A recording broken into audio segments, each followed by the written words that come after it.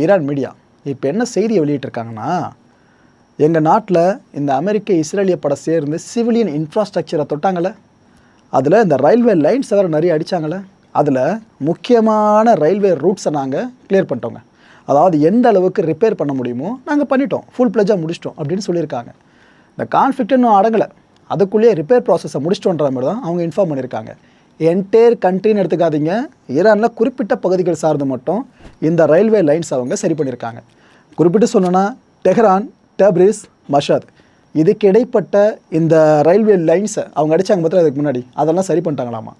இப்போ அந்த இடங்களில் இந்த ரயில் போக்குவரத்து இருக்குல்ல, அதை திரும்பவும் ஆரம்பிச்சிருக்கிறதா ஈரான் ஊடகங்கள் செய்தி வெளியிட்டிருக்கு.